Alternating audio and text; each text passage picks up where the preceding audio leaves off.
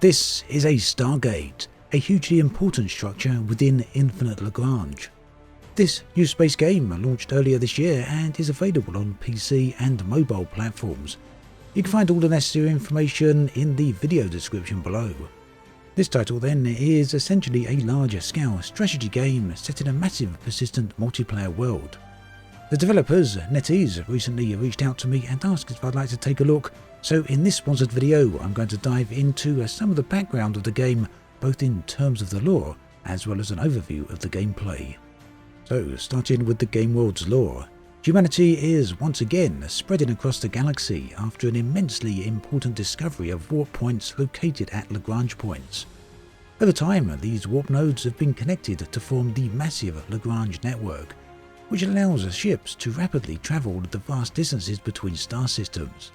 This gave rise to what is known as the Millennial Space Project, a large-scale development of advanced technology, allowing humanity to push itself way beyond its boundaries and explore the vast unknowns of space. The game then works on many levels, starting out with the player creating their own base, and then expanding it to ever more powerful levels, whilst simultaneously building increasingly larger fleets with which to defend, conquer, and gather resources. Players can both work together and competitively. On a higher level, the goal of building a Stargate comes into play. These are built by the community over the course of a season and, once unlocked, allows players to travel to a new area. Here, they can once again build a new outpost, this time starting out with higher tier opportunities. So this is where the Stargates really do come into play, and the developers actually asked me to talk about the size and scale of these gates. Size in space, after all, is hard to judge. So if you've ever wondered what it might be like to build a vast superstructure in space in the same vein as some of the sci-fi greats, then now is the perfect time to think about it. So to get an idea of just how large these Stargates are then, let's start with a few familiar objects. Here is Bob. Bob is of average height at around 1.8 meters tall. He's always wanted to visit the Statue of Liberty and is suitably impressed with the great lady's stature. Now, I've never visited the Statue of Liberty myself, but certain comparisons really do impress upon the sense of scale. The same is true for other man-made objects around the world, whether it's the Eiffel Tower, the ill-fated Titanic, the Golden Gate Bridge, or even the International Space Station. As large as all these objects are, however, we need to jump a few orders of magnitude to appreciate the scale of Infinite Lagrange's Stargates. Here then is Manhattan Island, which has an approximate length of 21 kilometres. Stargates in Infinite Lagrange, however, are far larger than even this city. They range in size from 80 kilometres all the way up to a massive 200 kilometres. This is comparable, more or less, to the full length of Long Island.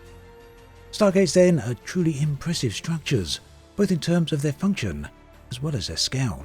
Within the world of Infinite Lagrange then, it's easily the largest project humanity has ever undertaken. What's more though, beyond the scale of the gates themselves, is the scale of the world it unlocks.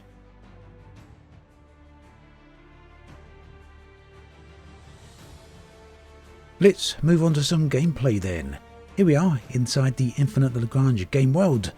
It's a world full of different players and different activities. My base was a little bit down and to the left. All of these other locations are other players participating in various activities.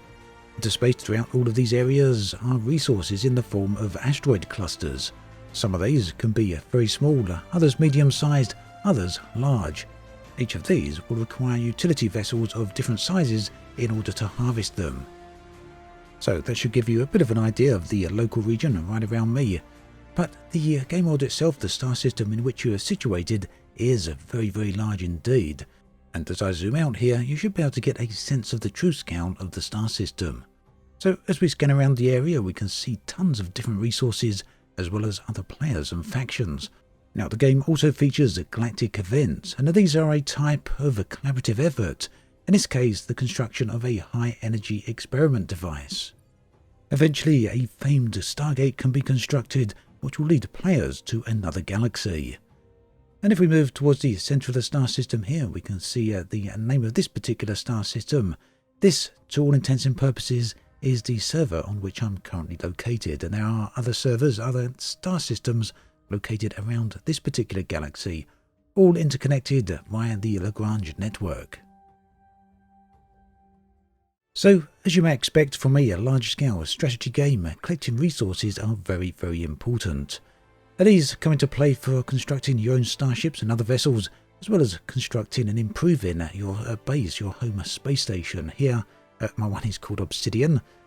So we've got various little small utility ships out here collecting different resources. This one is in a metal zone. If you're lucky, these resources can be very close to your base, which basically enhances the speed at which you can gather them.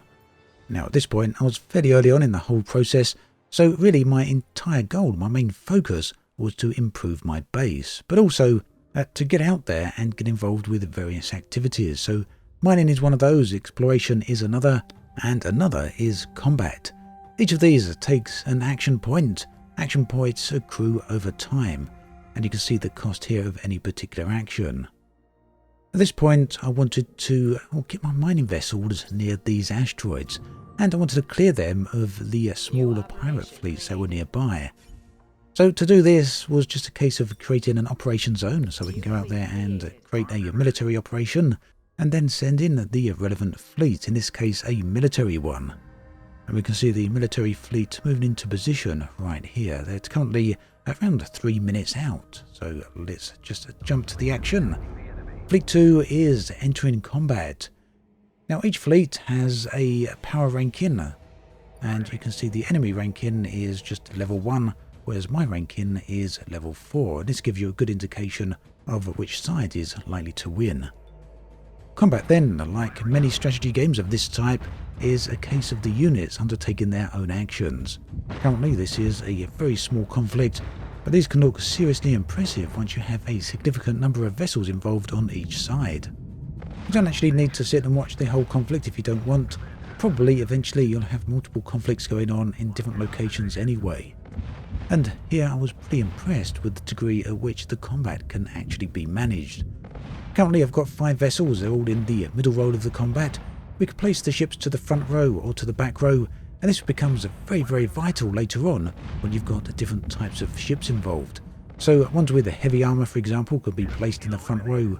Ones with powerful weapons, but perhaps more of a glass cannon, can be placed further towards the back. And here we've won this particular battle. If you're so inclined, you can check on the stats of the battle and just get an idea of how it actually all played out.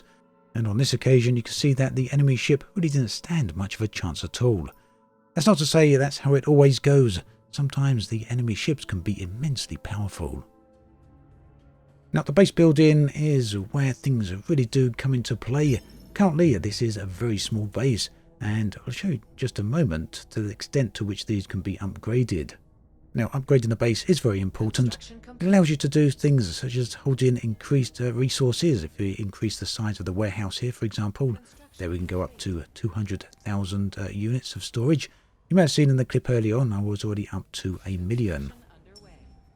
You can also increase the capabilities of the capital shipyard, allowing you to create better frigates or more frigates. So essentially, as your base grows, so too do your capabilities. There's multiple tiers of base upgrades, and here's a very quick look at them. Basically, the game gives you a preview before you even get there. So yeah, the base looks pretty powerful and decent indeed. As you might expect, research and tech upgrades are also a thing. These apply to all vessels, both military-wise and utility ship-wise. So research is definitely worth getting in on as early as you possibly can. So this has been a very high-level overview of what you can expect to find in Infinite Lagrange. It does seem to be a game that's got a lot of depth to it, making it a pretty unique title for the mobile platform. Of course, it's also available on PC if you want to try it that way. Do check out all the links in the video description where you can find pretty much everything you need to know. That then brings us to the end of this video. As always, thanks for watching, and I'll catch you guys and girls next time.